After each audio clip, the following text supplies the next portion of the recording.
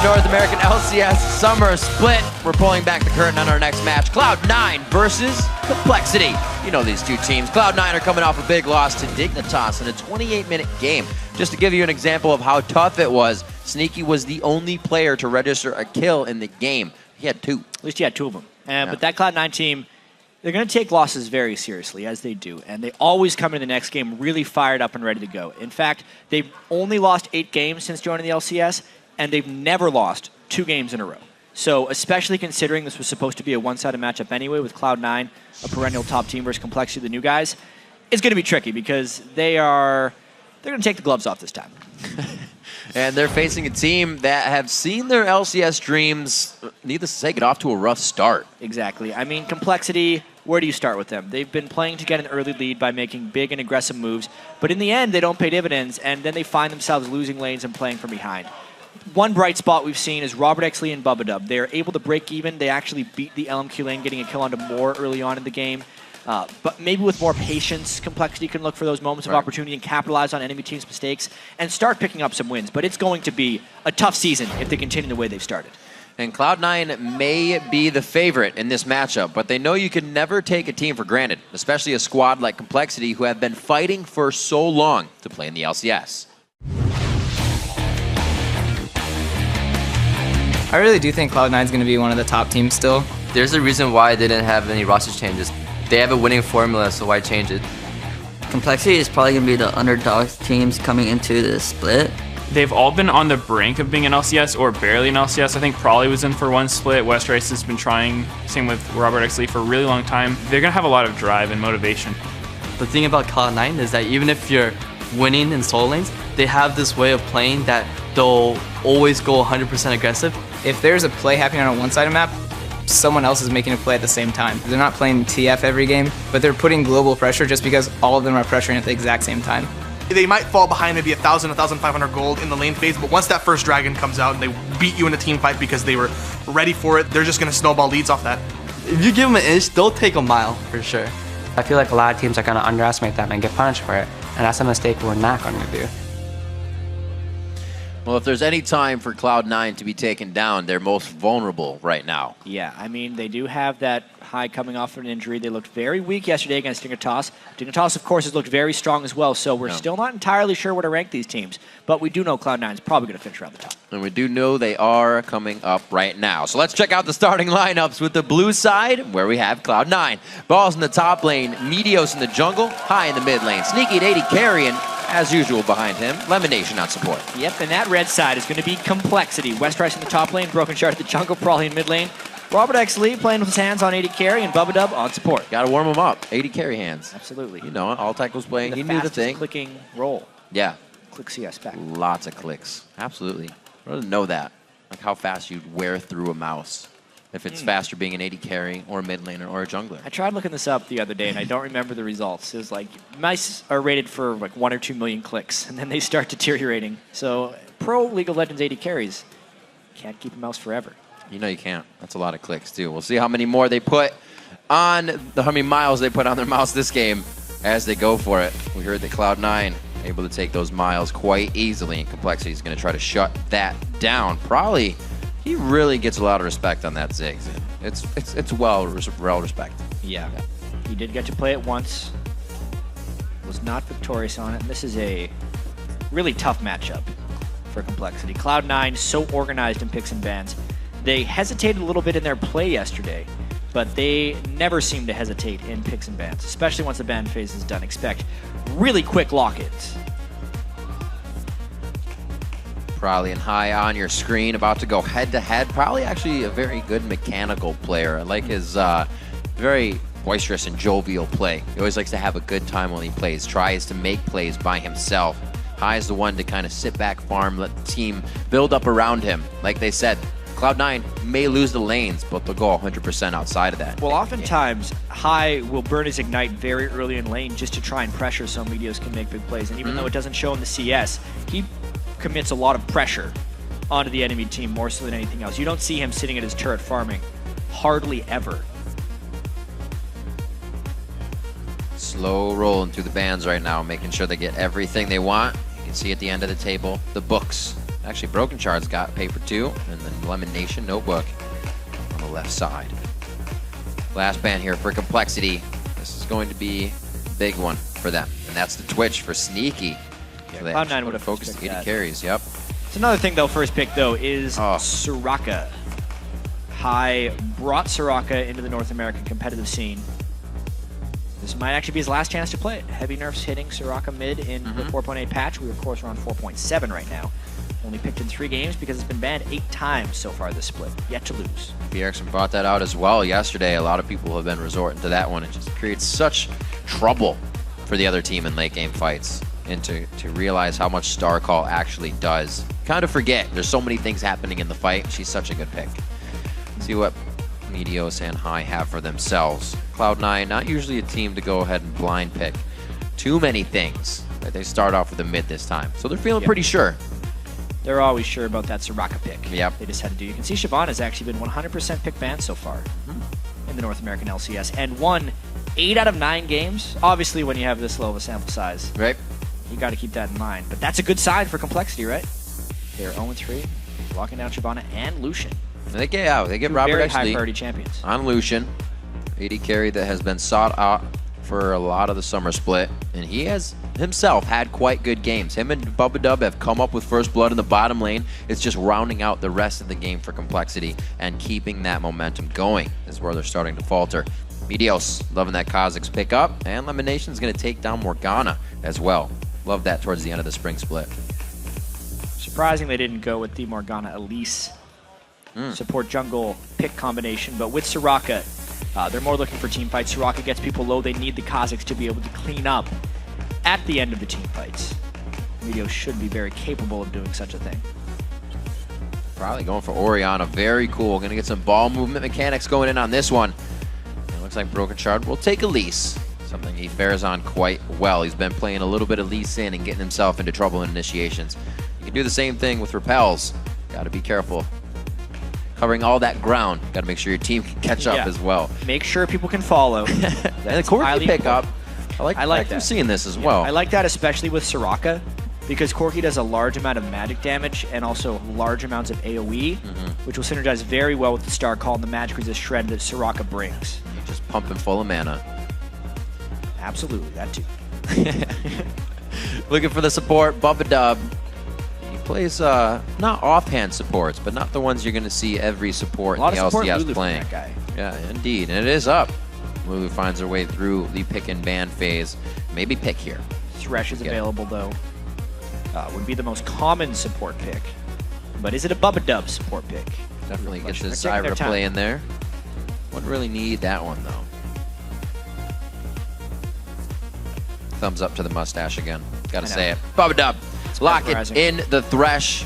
The plays to hopefully come. The Wife Steal lane going down there for Robert Exley and Bubba Dub. So very nicely done for Complexity to round out a team with protection. They get shields going in. They got a few dive buddies. We're going to have to see what they can do because Cloud9 is looking for you to dive in. That's what they want. The thing is, I can't find much fault in Complexity's team composition. They have a lot of nice stuff going on there. Yeah. Everyone on pretty comfortable champions. But the problem is they gave Cloud9 exactly what they wanted. Sneaky has had great games on Corki, even though that was the Corki karma. But they synergize it with the Soraka to keep people in team fights and the Trundle pillars. Right. It fits Cloud9. They should be strong enough in lanes, but they should be devastating in team fights where they excel. And we'll see as the teams load onto the Rift. Here's how you've been voting over at LOLesports.com. 93% of you think that Cloud9 will be taking the win. You can continue to vote over at Twitter. Send your picks to @LOLesports. Use the hashtag C9win or COLwin. Yeah, and this is the game that we kind of expect Cloud9 to really turn it around, and if they don't, it would be a sign of bad things to come. Or this would be a tremendous momentum game for Complexity because even with Cloud9 falling to Dignitas yesterday, they are still the team that everyone always gets up for. They're the defending champs. Everyone wants to take down Cloud9. And there honestly seems to be giant celebrations on social media every time Cloud9 does fall because a team that wins that much, sometimes people like to see them lose.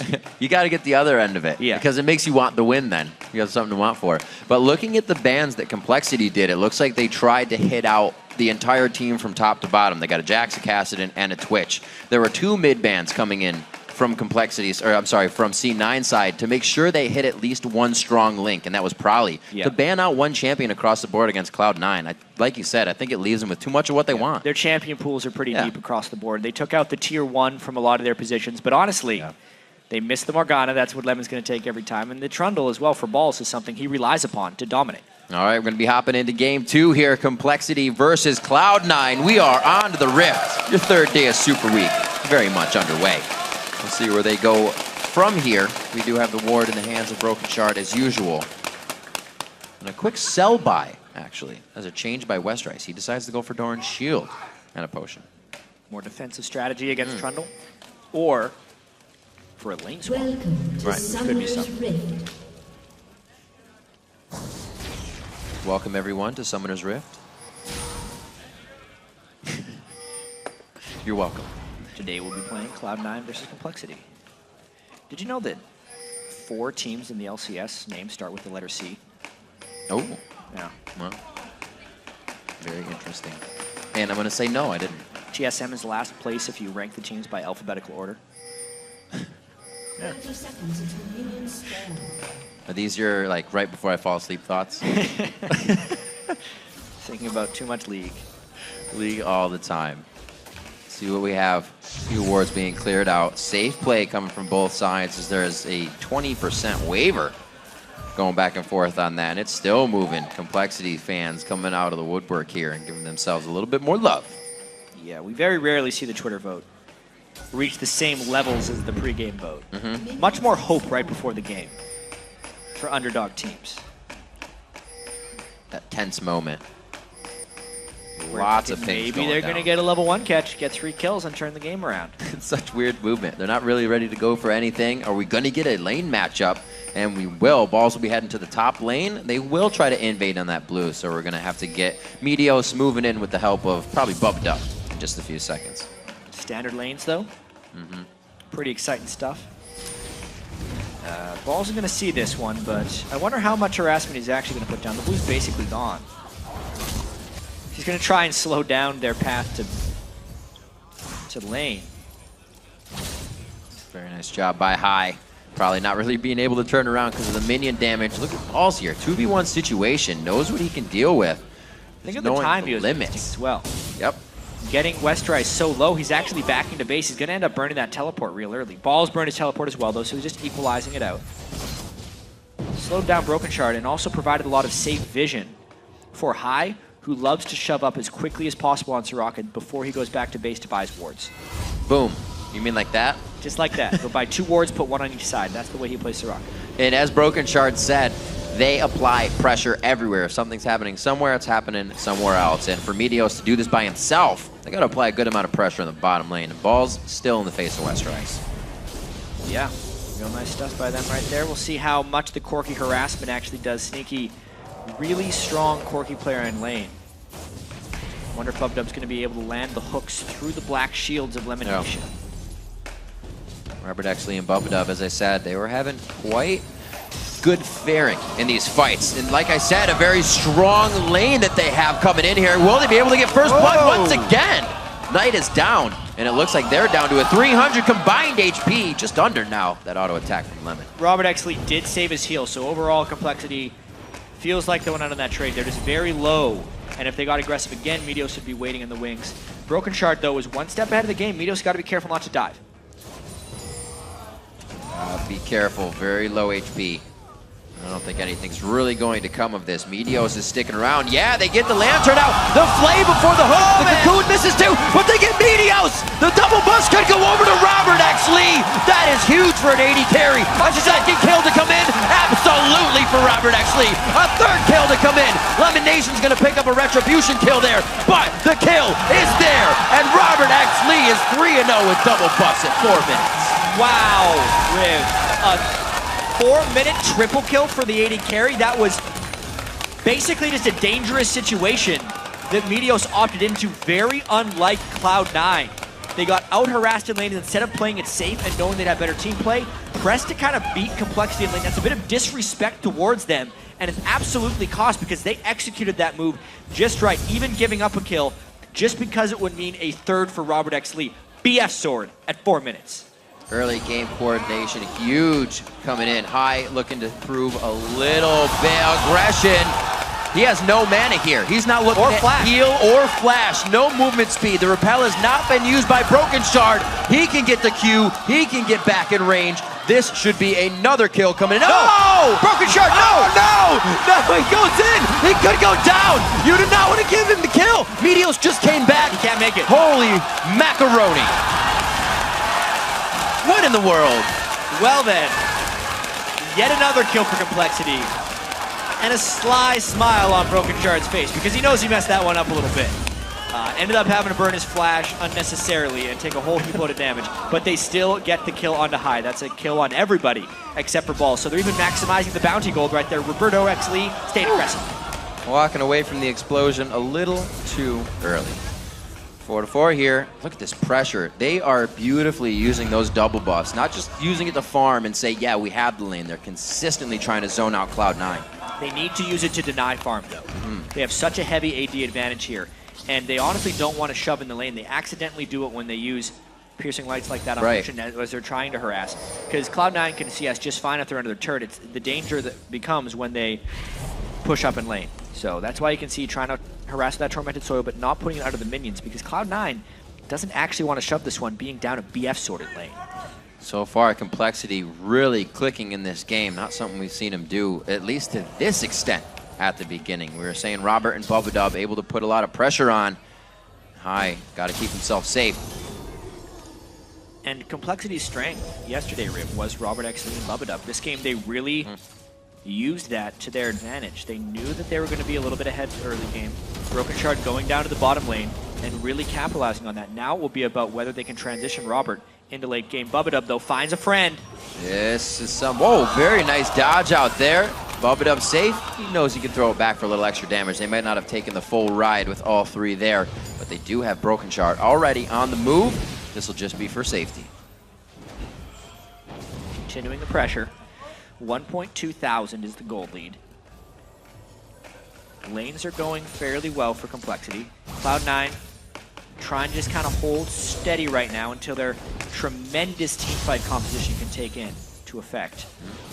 High as well when he hits level 6 will make it much more difficult for lanes to close. Everyone talks about how great of a team fighter Soraka is. We forget she has a global heal or an ultimate. Really has a large impact on the rest of the game. Especially with Complexity. A lot of champions that can bring themselves to the enemy. They're not going to be in range for that heal in the first place. So the wish will be very nice. Complexity will have to spread these fights, especially with a Soul Shackle, with a lot of the AoE that High will be doing. So far, the laning phase going very well. And Sneaky and Lemonation, these are two guys that have been together. They weren't, you know, part of the hiatus of Cloud9. That was just the mid lane. So right now, Complexity doing what they need to shut down that duo. Yeah, you can see the passiveness is really heavily in Cloud9 right now. They're hoping to stay shoved in. They're giving up almost all the CS they can. There's no way they can harass CS out of Robert. And they're just hoping to get as many last hits as they can in a turn without taking harass. Doing a pretty good job. Forced phosphorus aggression pretty much from Sneaky. Dark Bindings can't be hit as they just play the lane so well. So let's take a look at really the effect Broken Shard having on this game. A counter gank coming in to the bottom the first time. Now going to Dragon to help the team solidify it at 8:30. Complexity has always been known as a team to do it early. Really the call from Loud and Mortis, but they keep it true. They're a team that actually has had really good, strong early game strategies, especially in the challenger scene, which is why it's surprising that they've fallen behind so quickly in all these LCS games. Their aggressive tactics and well thought out early game strategies just weren't working against the LCS teams. But this time, because they got that early game triple kill onto their bottom lane, Broken Shard uses that advantage to go and pull themselves the Dragon. It was just well timed. Probably had High going back to base. There was no realistic way of Cloud9 contesting that one. Make sure to keep tweeting for your favorites. Hashtag C9 win, hashtag COL win. Right now, C9 trying to put up some good defense. Not a lot of people thought that would be the first step to this game. Cloud9 really loves to come off of losses, just dominating their opponent, trying to find momentum out the gate. Yeah, and remember, Cloud9 has never lost 2 games in a row in the LCS. They always bounce back. Actually undefeated in the playoffs as well. They just don't lose very often. If Complexity could pick up their first LCS win against Cloud9, that would be amazing. Very nice. The slow goes on, and Bubba Dub is there. Great roam coming in. Where'd he come from? Just putting more support up to Westrice. Maybe trying to just counter that really known Cloud9 top lane gank once Balls is level 7 or 8. That's probably Cloud9 being far too predictable at this point. It happens pretty much every game. Yeah. And knowing that they have a Bloodthirster down bottom lane, Robert Exley can kind of fend for himself. Bubba Dub trying to make plays elsewhere and doing well. Saved top lane a little bit, helped him with the shield, and also helps his push mid. Very nice job. It looks like they're going to be able to open up the map. Now, Robert Exley getting a little too crazy in the bottom lane. He just gets out of the range. Soul Shackle Danger gets stunned, but they're not able to follow up on it. So 10.5 minutes in, a good mid take, and Robert keeps 2 occupied in the bottom lane by himself. Goes to show you, even with the Bloodthirster, you can't exactly 2v1. Especially against... He can with Flash and Heal. He'll be all right. Yeah, he burned a lot there.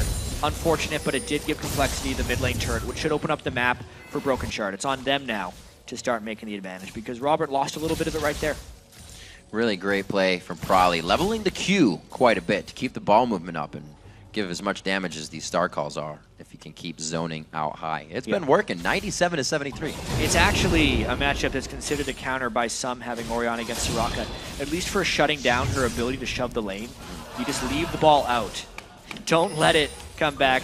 We got a lot of faithful people on Twitter right now, 47% for Complexity. But honestly, 2,000 gold lead 11 minutes in. This could be a legitimate upset if they continue. You got to remember when Cloud9 lost their games as well. It's when they lost footing in the early game against any team, XDG, Dignitas, whoever they lost to, it was within the first 4, 5, 10 minutes. You can't do much worse than giving a triple kill at 4 minutes to a Lucian enemy AD carry who has been the highest performing member of the team as well thus far in the LCS season. Prolly as well. Pretty big lane advantage over High. Yeah, he does. High had a really rough game against Shifter as well. Definitely having a few issues coming back after his hiatus. Been something that the team has to really deal with. You're playing with somebody else as well. You're not going to really attune to that person's skill. They know what High is going to do when they come back. It's just like somebody in the band. You know what they're going to be playing. Band's back together. But it's different. It doesn't feel the same. They look the same. It's just not the same result. It takes a while to get used to it Yeah. once it comes back into the game. Still 2,200 gold lead, never losing 2 games in a row. What a fight in the top lane. Oh, 300 to 1. Oh! Yeah, he did. That was awesome. Come on, Westrice.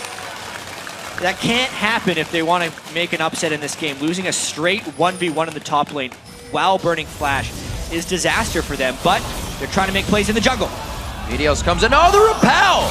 Broken Shard still has to go down, but he dodges out a good bit of damage. Oh no. That could be Prolly getting himself into a sticky situation. Broken Shard gives himself a scratch on the head, and Prolly, he kind of shrugs. They knew it was not a bad or a good situation. Just like that, a Morgana roam actually through the jungle shuts down some big pressure. Probably with a few things to say, as we can see in the cam there about that.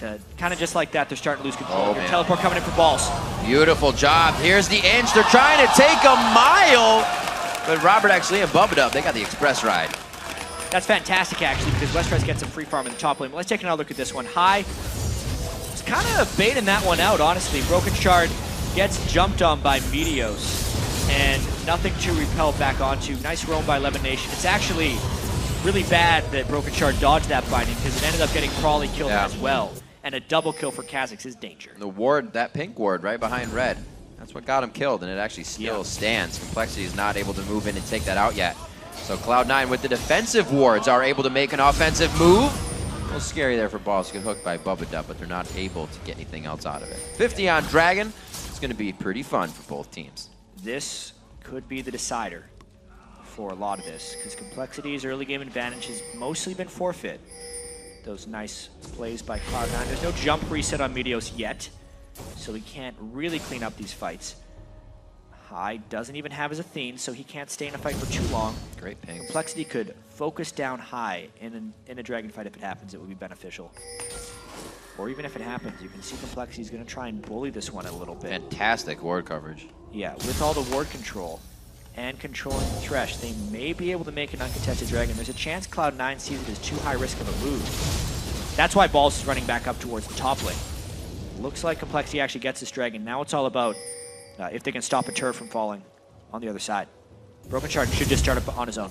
Yeah, they go for blue. They're going to keep it. So Cloud9 knows. Going to have to give a little bit up on this one. And Complexity is going to come up with their second dragon of the game, taking that first one around 8 minutes. And they have it set to take it exactly as it spawns. Great ward coverage for Complexity means the map coverage is there for them as well. We'll see how fast they can get up here, because Meteos and Balls are kind of playing right now in the mind of Westrice. Yeah, Westrice got to be careful not to get on tilt here. Meteos up there to see him means they get the turret. They just planned that one. Able to trade the dragon successfully for a turret, looks like. Should get a shot down here. Broken Shard, Robert, and Bubba Dub aren't going to leave until they get a little bit of gold for themselves. So it's the trade back and forth. Complexity is, I wouldn't even say answering. They're ahead. It's C9 that's answering. Well, Complexity going to see how long they can keep this push going. Cloud9 actually trying to deny a lot of minions in the top lane. They're going to be using Balls as the fulcrum of power up here, as they usually do. If he gets far enough ahead, he's going to be that big, immovable object in a team fight. Actually gets all of the gold, the local gold for that turret, not sharing with Meteos. Going to want to power him up. Nobody too big just yet. Probably finishing the Athene's Unholy Grail at 149. We know how to not have the highest farm or not worry about getting all the farm in the world. But still a pretty good lead there. And Orianna makes an impact in those late game team fights. Still no Athene's Unholy Grail completed for high. Right. Way behind the item curve because of that gank that he got hit early. And he puts a lot of money into vision control as well, which hasn't actually kept him safe this game. It's putting him a good chunk behind Brawl. He needs his items. Cloud9 wants to be able to win team fights.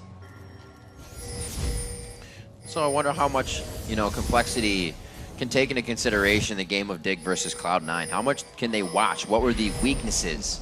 Are they able to take control of that? Oh, I don't know. Right now, the weaknesses are finding Cloud9 split.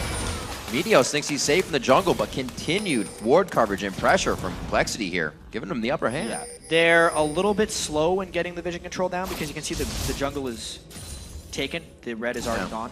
So they don't gain much of that outside of a little bit of safety if they want to push in the bottom lane. But the bottom lane isn't necessarily pushing it. They are doing they have the right ideas. Their execution is just a little slow right now. Smite that away though, that was nice. Trying to keep them at bay, really giving them everything to think about and try to put them on tilt here. Complexity playing very well with about a 2,000 gold lead. 2 more turrets down as well. So they got the map pressure in their favor. It's all about getting the forward wards, which they are not shy about doing. Wards past Golem already down by Sneaky in the bottom lane. Complexity trying to play their hearts out right here, but they got to be careful not to overcommit. It's not like High can catch someone out of position and burst him down. He needs team fights and setup time. So tense right here for Complexity. 91% of the fan vote before the game was saying Cloud9 was going to win. But there's that hope. They just saw Cloud9 go down. They're hoping they can keep them on that pressure. Complexity coming into this. They've felt LCS before. Now being back in, they do not want to be relegated again. So they're playing as hard as they can. This is very different from them as well. They've been down in the bottom jungle trying to make something happen while staying safe, which I give them credit for, because usually Cloud9 would have closed this already in that jungle and pushed them out. Well, how well can they hold off this turret with 2 against 4, because they're not really giving any added help to them. The missiles can only clear so much. Another turret goes down for Complexity. Nice push if they can rotate mid and stop this push by Kazakhstan Soraka. There's the ping coming in. They definitely have to get out of there right now. Westrice, he's going to try to keep him in as much as possible. No red buff there for him. So it's just going to be the walk and talk between these two. Doing what he can. The shield's going to be there for the Lantern in just a second. But it's the heal coming in. The wish was weighted at the perfect time. And it's going to be Vision from the Lantern as well with the ward there. Summoner heal by Robert X. Lee to save Westrice right there. A great bait.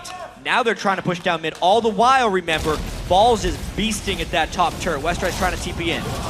Unfortunately, you don't make the turret invulnerable. That still goes down. Westrice, he's getting chomped out. That means he's getting reduced as well. The shockwave just missing, but he gets some good gold out of it in the farm. And Balls is going very hard right now. Can't finish that. Oh, ring around the turret.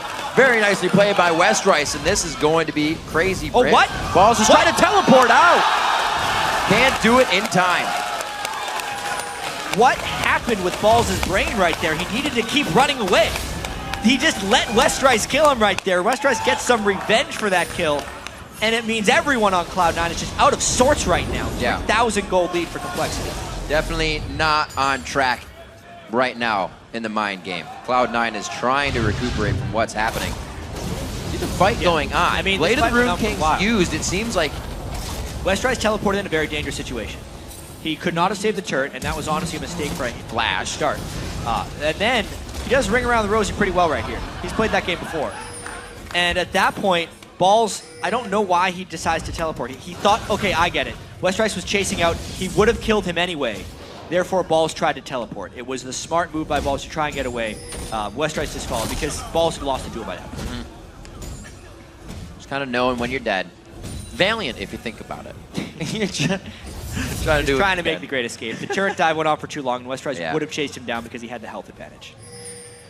Still a shocker coming in for most. Complexity really turning the table on this one. Only 20 minutes in, though. They've gained a lot more ground than most teams have on Cloud9 in that 20 minutes. They've been able to solidify a few dragons to themselves. Another one is alive, and they are 3 steps ahead of the game, already on it. Yeah, 3,000 gold lead. Level 12, though, high with the Giant's belt. I wonder if they try and contest it. The Dragon's going down real fast. They can't get in position. Dark Binding, but where's the follow-up? They got a lot of gap closers over the wall, but nobody is there to gap close. Complexity is kind of pushing Cloud9 around right now. Yeah, one thing about having a Soraka on your team, if you're not strong enough to just walk through people in team fights, right, you can't really force them. The initiation from Cloud9 is not the strongest unless they're willing to fully commit. And being down this much, one fully committed lost team fight would most likely be a lost game. Yeah, speaking of highest build, if we remember just back to what Bjergsen was building the other day, he kind of recipeed armor, magic resistance, everything together before he was even creating items. And it was really, like you said, able to walk through the fight. But so choked up, trying to go for a Rylai's now to facilitate more team fight. High, struggling with that gold. It is the standard Soraka build, it's just pretty far behind. Once they get the Rylai's and they could get a little bit of an edge in a fight, the Rylai's will keep people interested. It is also really good for self-peel because the silence would slow for 35%. It's just not the case right now because he is so starved, mainly in team gold. His CS is okay, 180 CS at 22 minutes. It's not the level of Prawley, but that's because of the death. It's really just no objectives. Nice repels coming from Broken Shard, dodging out a little bit of damage. Hasn't been the first this game. Complexity a little low on wards. They do have enough out to keep themselves safe right now. Probably wants to get a shockwave from the flank. Gets warded out though. 22 minutes, still have that mid turret up and their bottom turret. Oh man. Coming in, Westrice is there. Looks like they may be able to start this. The Culling's gonna start hitting very nicely. A 3-person command shockwave. Westrice right in the middle. Bubbydub's out of the fight with a sliver of health. It looks like Meteos and the team are microing this one perfectly and then focusing what they need to. Going for the turret now. They may go for an extra kill, but the Lantern save coming in big. And that's the Cloud9 fight. Big fight there. It was a not all-in initiation by Complexity. They didn't all go in together, which means Soraka got time to work. She had a lot of star calls. It meant Meteos had time to go in for a reset. That's exactly what the Cloud9 composition was built to do. It's just harder to do when they're down so far. They kind of evened the game out with that fight. They said, even if Cloud9 is behind, they go 100%. The vision on having that teleport come in too, they kind of prep the entire fight like you were saying. Yeah, watch this one again. Nice start, it seemed like, but Bubbadub took so much damage. This fight is basically just starting now. And 2 people on Complexity are almost dead. The fact that Westrice went in at the moment he did with Prawley was nice, but that's how they needed to start the fight, with the first cocoon landing. That doesn't happen, it means the rest of Cloud9 falls down. Meteos gets 1 kill in and out. The sustained damage from Sneaky, all the magic damage on the shredded targets is even more effective. They clean house. That wish basically negated all the damage that Shockwave did to those 3 members in the middle of the fight. Seeing that damage happen, you don't expect all the health to come back. You're already committed to a fight, so you're 2 steps too far in. Complexity finds themselves on the ground for a few minutes. Now back onto the Rift. 6-6 is this game, 1,000 gold apart, 5-5 in turrets. They were able to pick up quite a few there, an inhibitor being one of them. It's 3 straight down the mid lane. Complexity's going to have to find a way through Trundle as well. Almost a Randuin's Omen completed on 2 balls. And with the way they need to kind of commit onto the Soraka team, it's very difficult for Robert to help out. He's 2,000 gold ahead of Sneaky, but he's got to shoot through balls before he can do anything. So it's almost like Complexity needs to CC lock balls before the fight, find a way of killing him, and then commit. It's a real tricky puzzle Complexity has to solve if they want to get the upset victory over Cloud9. Upset victory indeed. It's really been only an uphill battle here for Cloud9 coming in. We see such amplified teams with these rosters that have been built. This would be great momentum for them. Even seeing this game happen, really giving a lot of the Cloud9 fans hope for the season. Yeah, or Complexity fans hope for the season. Cloud9 fans are sweating a little bit right now because they want to beat Complexity down with ease, but that's just not happening right now. The early triple kill from Robert definitely set Cloud9 back, and now it's a matter of clawing their way back from behind. Complexity, for their confidence, would need to win this game. But even with the start, beating the two-time defending North American champions who have never lost 2 games in a row in the LCS is a rather tall task. Even coming this far is an accomplishment in itself. And the goal is basically even as they tie it up 25 minutes into the game. Gonna get the red buff over to Sneaky, try and facilitate some more slow on these fights with that damage. Cloud9 doing everything they can, put everything in their favor. It's actually really interesting. They're trying to get Lemon Nation level 11. That's why Sneaky waited for Lemon Nation to get into experience range at the red buff. Having his second rank in his Soul Shackles is very critical, and they just hit it there. They're prepping that, potentially, for the next Dragon fight. Something that Bub Dub may be waiting on as well. He's actually quite close to the 90% mark of leveling up. He's saying, come do wraiths with me. Do something. I need to get this. Cloud9 formulating in mid. High is going to go ahead and farm up a little bit more gold. He knows he is behind. Usually High would be with the team right now, trying to farm it up, but you can see him reactively playing to what was the case of the early game, him being behind. 30 seconds on Dragon. There's a lot of pings going down as they start to boogie that way. Gold is dead even as well, Riv. I wonder if Complexity even wants to commit fully on a Dragon fight, because at this point, Cloud9 has a much better team fight composition. Complexity would almost need to get picks, which they're going for now. Trundle not in the fight, teleporting in though. High in a real bad spot. He's forced to wish right away for only himself. A lot of HP that could have been used. Balls is in, the shockwave hits High. Culling is going back, and it's kind of spread out between 2 members. Complexity's not finding a lot of damage, but neither is Cloud9. Little half health on both sides. Good damage both ways. 3 ultimates burned on Cloud9 sides. Meteos, Balls, and High do not have them. Probably burn Shockwave. And honestly, 3 ultimates burned on Complexity side as well. But the stronger team fight composition who took less damage gets the Dragon as reward. And now they need to rotate mid and maybe even find a fight if they close in behind Complexity. Good gold on that Dragon. Not at max yet, but it's enough for Cloud9 to keep it in the lead. Nice stop onto High. This should be an inhibitor turret, but Cloud9's moving in very fast. This is the 100% aggression that Broken Shard was talking about. Once Cloud9 knows they can, they will continue to put the pedal to the metal. Yep, that mid lane turret will regenerate if Complexity doesn't make a quick return. They were thinking about it, but they have an exposed inhibitor they have to get back for, and that is directly where Cloud9 is heading. Cloud9 going coast to coast. See if they can get just the reaction out of Complexity here. You see most of the team is peeled off. You're going to get some wards starting to set up. Whoa! High's dead. Clicking a little too far in here. Definitely a mistake by Cloud9. See how Complexity reacts. What's going to happen? Sneaky goes down as well. This could be Baron. Wow. Huge plays coming in. Complexity's going to move down the mid lane, but this wave and possibly Baron is all they want. The inhibitor turret is live, and it looks like they are going to try to go straight for it. Got to be very careful. The zoning potential that a Morgana could have coming in on them. I don't know if Lemon Nation would try to, though. Too much of the damage is dead for Cloud9 as well. The Soraka Corki synergy is gone. They decide to go for an inhibitor. They might even get the Baron after that one. A complete missed call by Cloud9. Big miscommunication. I think High thought he had backup when he very clearly did not. Yeah. An interesting form of miscommunication, something I don't think we've really seen before. The team entirely split 29 minutes into the game, and Complexity will move on that error immediately. Really sloppy play from Cloud9 here. And Complexity is capitalizing quite well. I mean, coming into the season, I think a lot of us underestimated how difficult it was going to be for Cloud9 to switch back and forth with primary shot callers. And even just for High, from a mechanical and game sense perspective, being away from the game and then coming back to immediately playing on the NALCS level is not easy. It's going to take some time for Cloud9 to ramp back up to 100%. Clearly, they are not there right now.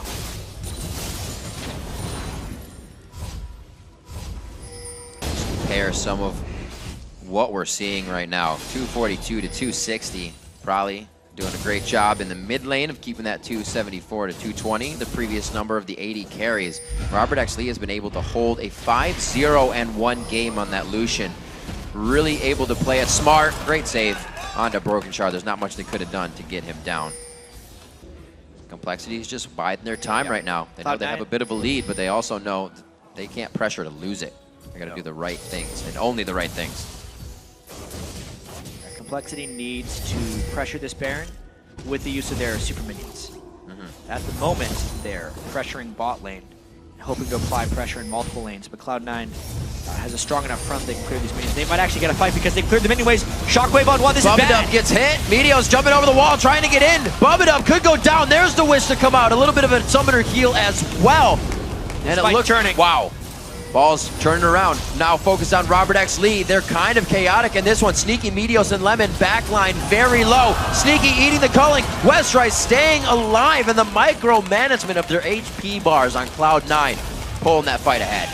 Yeah, that was Cloud9 fighting in exactly the right place. With the super minions, having an extended team fight would generally mean Nexus turns, but they fought right in the mid lane, was exactly where they needed to go. Then the Shockwave only landed on one, and Complexity shouldn't have actually wanted the fight at this exact moment. They fought them heads up 5v5 without a clean, hard engage, which is really the only way Cloud9 wins a fight. You can see the power of Soraka Starco cutting down, the chase potential of balls, a great pillar to trap Westrice right against the wall, and it just locked up a kill for Cloud9. Great team fighting. That's something Cloud9 will always be able to do, whether they're rusting or not. To 50K. Again, honestly though, when you have an inhibitor down, the other team needs to commit resources to clearing that wave. If you fight them in the middle lane, you let the enemy team kill two birds with one stone. Complexity need to either fight at the Baron pit or in a lane somewhere else so that there's resources for Cloud9 being traded. The fact that they fought them as they were clearing the mid lane minions meant Cloud9 did not have to move at all and could easily control the wave while fending off Complexity.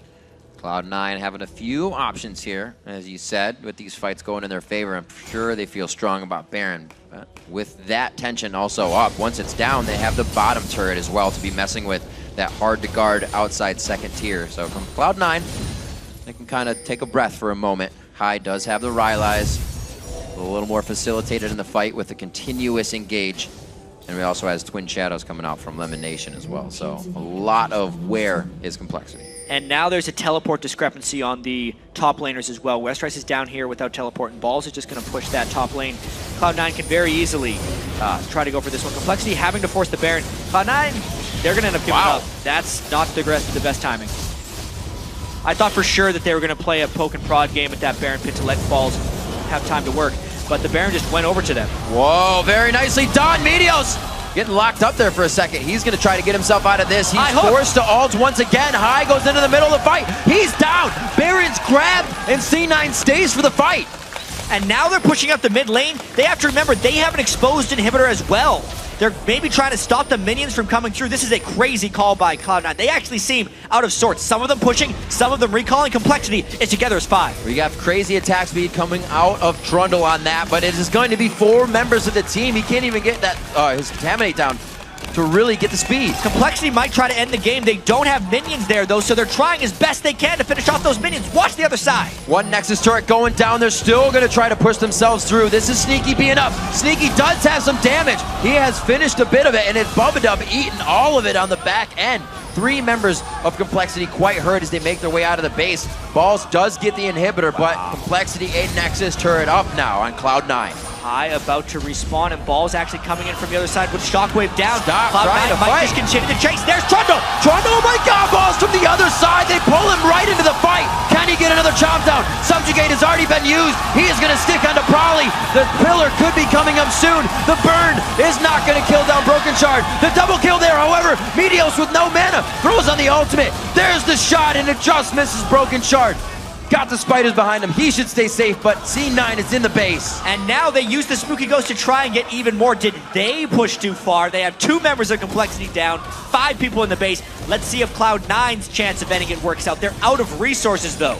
Now on the other side, let's flip the tables. Cloud9 inside Complexity's base. 35 minutes into the game, 9-9. The gold is 300 apart, and it's 8-7 in turn. This could be a final fight. Robert X. Lee, he is gonna go down immediately. Sneaky with a big kill coming up there. Westrice trying to do what he can to stay alive, even with taking Baron. Cloud9 finds the way to bandage that situation, for now taking down 2 Nexus turrets, but Complexity is trying to get every last bit of fight out of this. They're pushing him out! And they have pushed Cloud9 out of the base. They lose both Nexus turrets. Bubba flies in! Wow, Bubba getting the shield, no!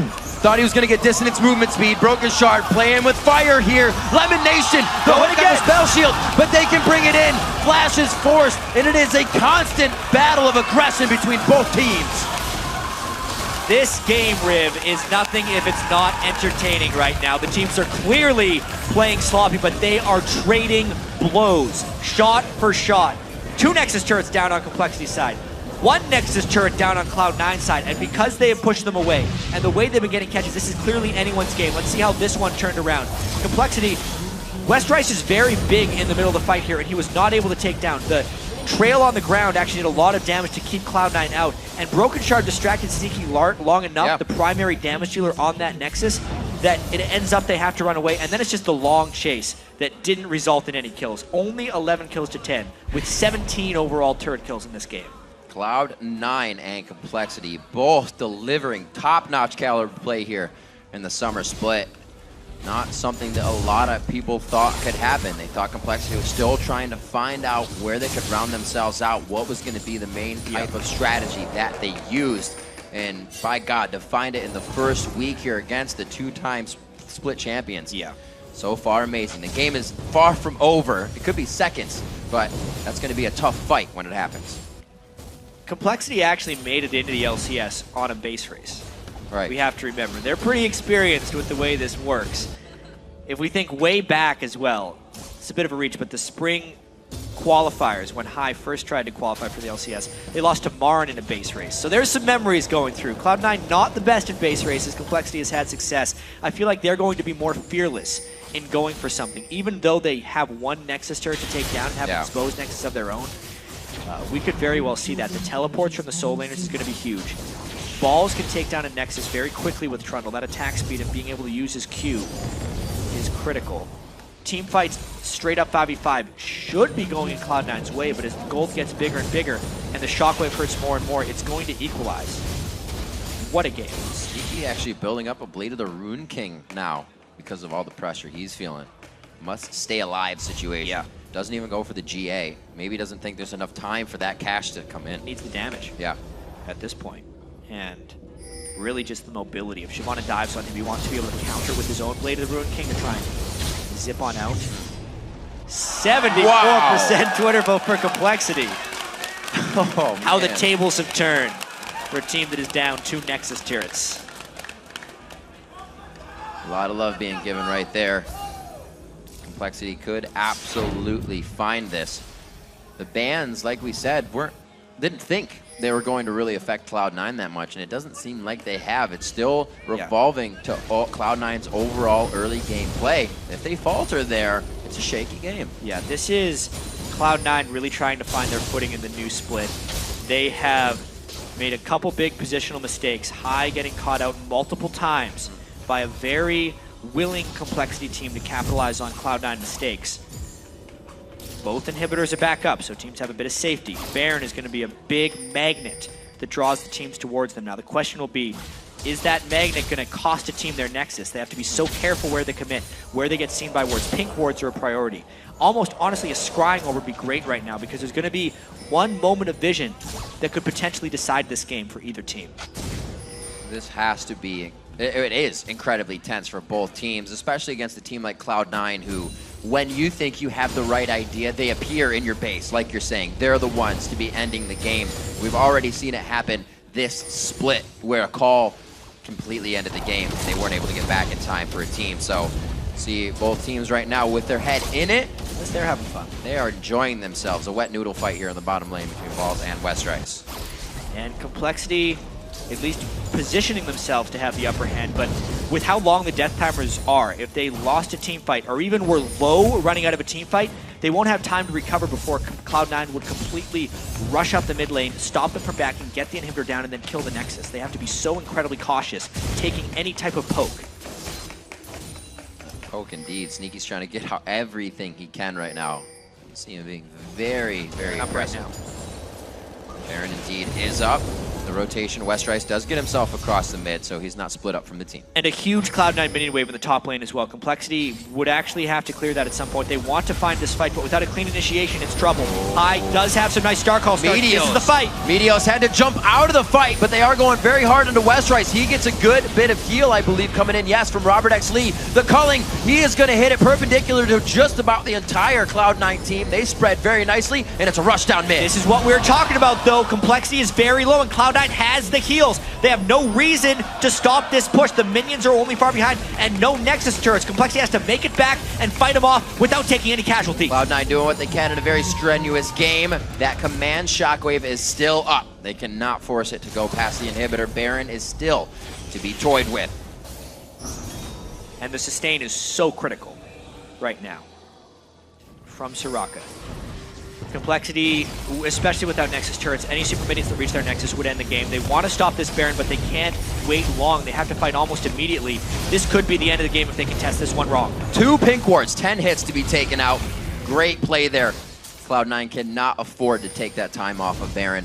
And it looks like Complexity's trying to dictate how this game is being driven now. They said, back down your mid, Cloud9, let's go. And they have to. They have to stay in the mid lane. If minions even make it past the halfway point, Baron is lost for them because they will immediately need to go and defend it.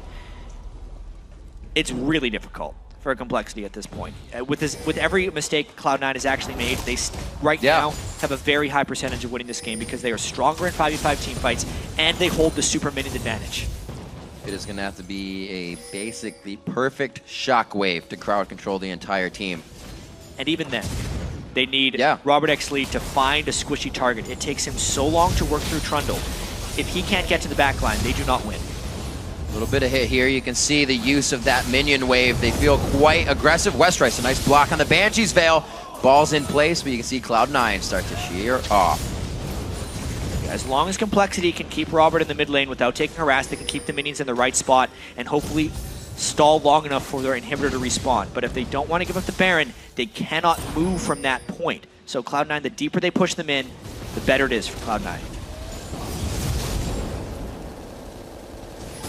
5 strong in the mid lane. Cloud9 looks to make a power play here. Not everybody is level 18 yet. Quite a bit of 17 still in the game. Meteos is 17. Broken Shards 15, however, could come into big effect during the fight. Cloud9 to take down the dragon. Bit of extra gold. May not even have time to spend. Yeah, I mean, at this point, the fact that they pulled for the dragon, it means their pressure is lost. They're giving it up. It is completely reset at this point, and they need to start this whole game over again. The inhibitor is going to be up very shortly for Complexity, and they may have withstood that really dangerous moment in the game. They're not out of the woods yet, but that was a nice hold by Complexity. It's a nice wave Balls is starting as well down there. Complexity would eventually have to send someone to defend that, unless they go for Baron almost right away. So they're going to push out that last wave of super minions and maybe just go for it. Satisfying farm. May as well go for it, honestly. See, Westrice has to go and clear that wave. He's the one to teleport, so that's the only person they could send. This is the blue buff that Cloud9's waiting for. This will make High super effective coming into this next fight with all the star calls. Still watching that ball movement of Prolly. If he can get one into a good position, shredding a bit of health on Lemon Nation there. Gotta be careful. Cloud9 really giving respect to Complexity in these fights as well. I mean, they know how strong the Orianna Shockwave can be. Broken Shard, he's silenced. Just barely makes it over. And that drew the teleport out. Westrice actually had to cancel it because that would have been probably the bad teleport. It wouldn't have been good. That one. They happen. Happens. 45 minutes into this, 11 to 10. There's a bit of gold lead now coming in for Cloud9. It makes everybody rethink the engagement. But now Westrice is to the mid lane. This is intense. One wrong move. We were saying as well, Cloud9 does have the chance to make a mistake in this fight. Possibly still come out on top, being stronger. Westrice goes in! That's the hit. That's West going in. Meteos is the first one hit up. We see Lemonation on the Zanyas, high in the back line, and Robert focuses him. Nobody's even looking at Robert right now. There goes the Wish. They get more heals coming out, and this is beautiful positioning from Complexity. This could easily be game 70 seconds per death timer. Complexity is going to take the game over Cloud9. 45 minutes in as they rush for home and base. How could Cloud9 stop this one? They have 3 people up, and Robert has red buff as well as a ton of items. The inhibitor's going down, everything for Complexity. They might win this one, Riv. This is absolutely, it would have to take a miracle for these guys to get up. Home guard no longer puts you at exact 100. You still have to heal up. Yeah, they're coming out strong, but it's 5 members of Complexity. A huge damage on that hook. There's the Nexus turret. Can you believe it? Complexity gonna take down Cloud9 on day 3. Unbelievable, Riv. Nobody would have thought that the first win Complexity gets in the LCS Summer Split would be to the defending champions, Cloud9. Especially after losing 2 Nexus turrets in that very same game. Some absolutely amazing moves throughout the game. The rotation, the control, the triple kill to start off the game in the bottom lane. The names of Robert Exley and Bubba again, when you say Complexity, are the ones you think of. Obviously, in these games, they've played amazing. 8-1-3 on Robert Exley. Even at the very end, Bubba hook onto Sneaky to make that final push work. Look at that crowd. Completely behind Complexity right here. Big smiles. And honestly, a stunned Cloud9. They obviously have a lot to work on after that one. High made a lot of mistakes in that game, and it's a tough situation for him to be in. He's coming off of injury, trying to come back into that primary shot calling role, and Cloud9 is not playing at the level they want to be at. Second loss in a row, first time that for them happened, so a first win for Complexity, and the first 2 losses in a row for the 2-time split champs Cloud9. Definitely a game to rethink, but it seems with this win, will even give other teams in the LCS that pump up to know that they can beat teams like Cloud9. Especially so. I mean, there was a chance we'd actually have 3 0-4 teams this week. Curse sitting at 0-3, EG sitting at 0-3, and Complexity gets themselves to 1-3. They're on the board as far as wins go in the LCS, and that means a lot for these guys. Their mindset coming into the season was they were going to take a bit of lumps, but as long as they kept their mindset right, the wins would come.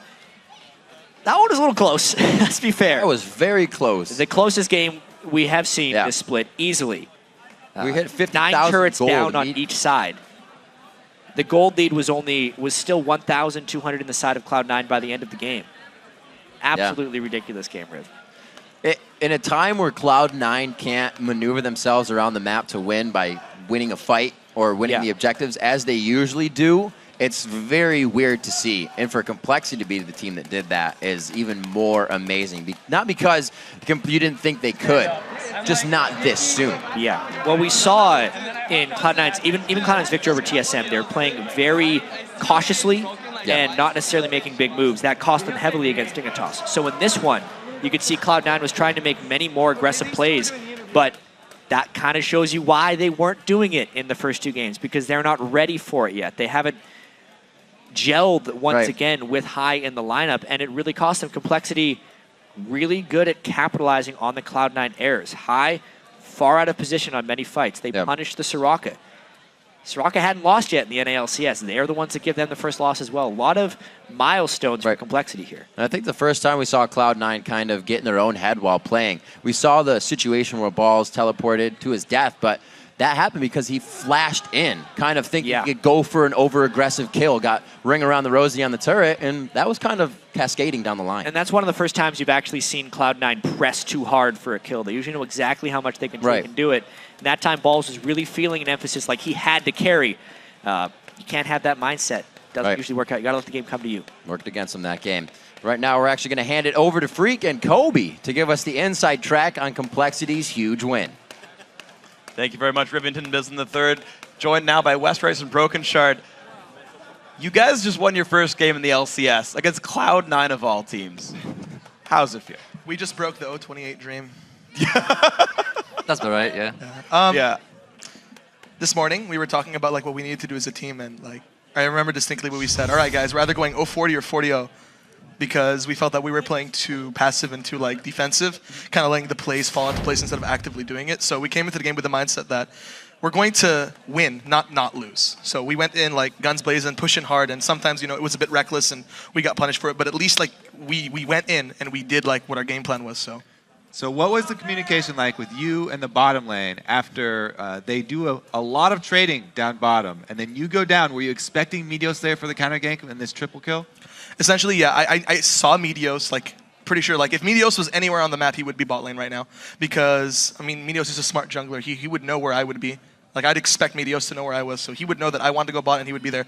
But the runes specifically that are running for Elise, like, generally her level 3 is really weak, and Kha'Zix is, like, a very strong jungler, level 3, excuse me. The runes I was running just made me know that we're going to win a fight if I land a cocoon on Meteos and we burst him down first. And that's what I told my bot lane. Kill Meteos if he shows himself. No one else is important. So you're running spell penetration? Actually, 26 AP. Okay. So we actually have a replay of this fight. Okay. Let's bring this up and you can walk us through the nitty-gritty. So Bubba Dub told me that he's about to hit level 3, and I think right here he's already level 3. He said he's going to point at me where the lantern was, so I knew where I need to be standing, and then he throws the lantern in. And immediately, as soon as I'm in midair, we see Meteos, and the call is kill Meteos first. So you can see I land a cocoon onto him first. See, I get lanterned in right there, and Meteos comes in. Cocoon misses, actually, but we just focus Meteos down. I E after him. Robert gets that kill. Now, all I want to do is proc red buff onto Sneaky, and Robert cleans it up. And now I'm just like, you know what? I want to kill Lemon. I don't even care if I'm dying. So we killed it, get the kill. I didn't need to die there, but you know what? 1 for 3, triple kill onto Robert. BF sword first back is a pretty big deal.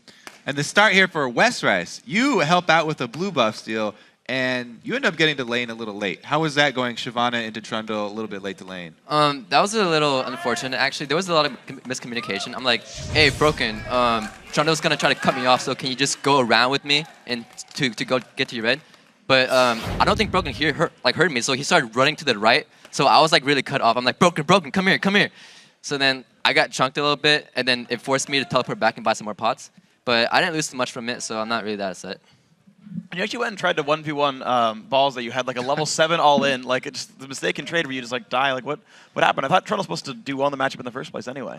Yeah, Trundle wins obviously.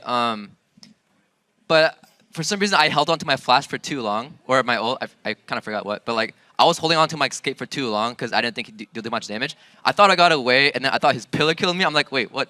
Oh wait, it was his ult. Yeah. I'm like, but I mean, because I haven't played that matchup like very often, but it wasn't too bad after that. We actually haven't been playing like the Shyvana Trundle matchup at all, and we haven't actually been playing Shyvana in a long time. But you know, that's just like I guess it's just a mistaken matchup because I think Balls is like one of the only like key NA players that really does play that Trundle. It's more popular on EU, so I guess he's not like comfortable with it, and then it just kind of comes out of nowhere. So maybe you can't reveal the strategies, but why is it you're like, we haven't played Shyvana in a while, but you know what? We're gonna play Shyvana this game. Take a look at her stats, man. Like right before this game, it was 7-1. There's something about that champion that like that just means that stats don't lie essentially. It's magic, and you guys got to win over Cloud9. No. I mean the stats don't lie in Shyvana. We've been playing it before, and it doesn't. Shyvana's not necessarily a champion that's like, oh, I haven't played her in a week. I'm never gonna learn how to play her again. So we were comfortable playing comps around Shyvana and comfortable with Westrice playing Shyvana. So we decided that we were gonna pull it out and try to use it. So you end up getting Balls back later, actually. He stops the teleport. I was of the opinion that if he kept running, he had mana still and he could pillar.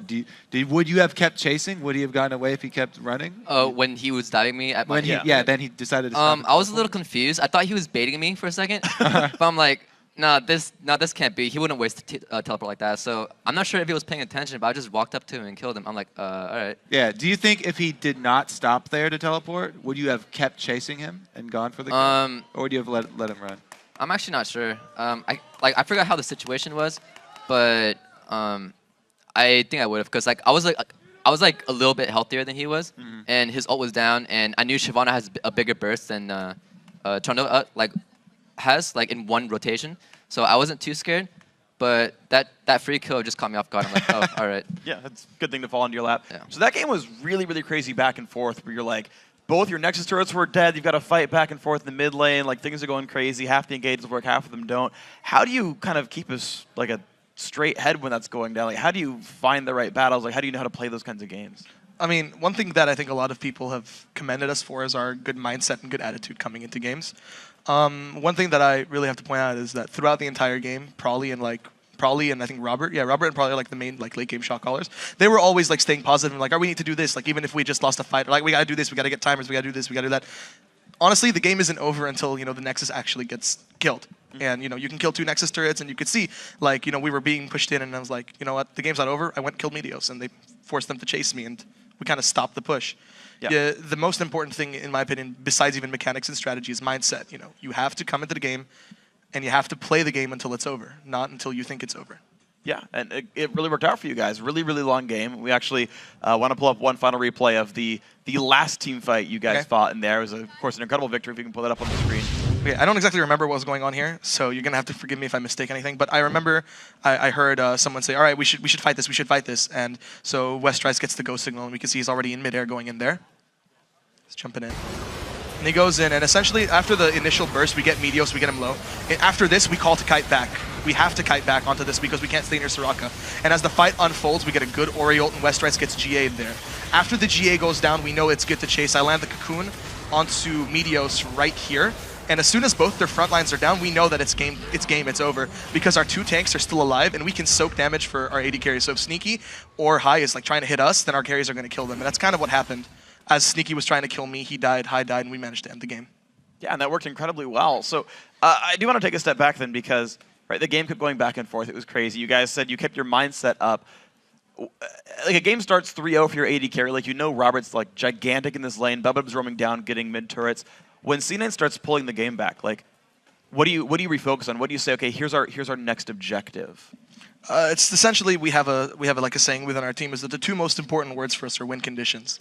So play to the win conditions. Essentially, when we're losing a fight, all right, why didn't we lose the fight? Why did we lose the fight? Because we didn't play to our win conditions. So next fight, we're going to play to our win conditions. And essentially, we kept reiterating what our win conditions were in that game. Control wards in our jungle, mid bot lane pressure, teleport on top lane, dragons. Yep. Those are the 4 win conditions of the game. And we kept going for those. And essentially, when they kept pulling back, all right, let's refocus. Let's reiterate what are our win conditions. Make sure everyone knows what's going on, and then we just go do that. Now, do you tailor those specifically for a team? Do you pick up a team comp and say, we're playing EG, for example, next week?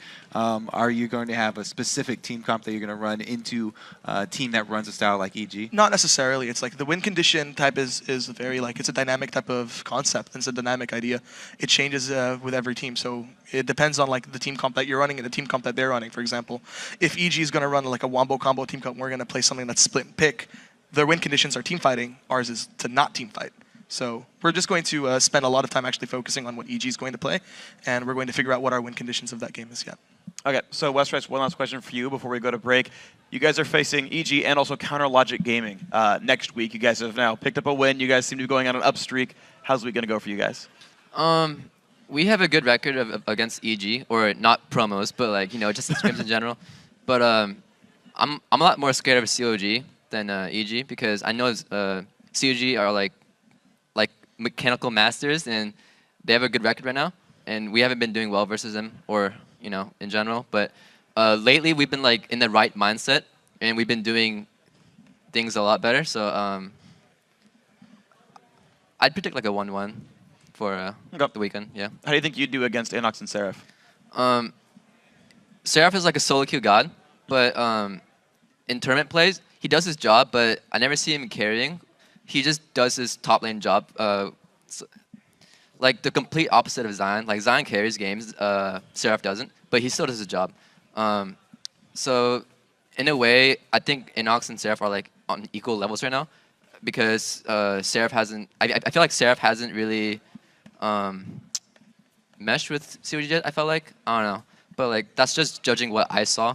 But I guess we'll just see. All right, well, guys, congratulations on your win over Cloud9, 1-3. You got 24 games to go. Make them all wins. You have a great record there for yourselves, guys. Thank you very much for your time. But we've got more games to go for. We've got to take a quick break. When we come back, We're gonna have a nice game, a third game, Evil Geniuses versus Team Solo Mid. It's gonna be a whole bunch of fun. Be right back after this.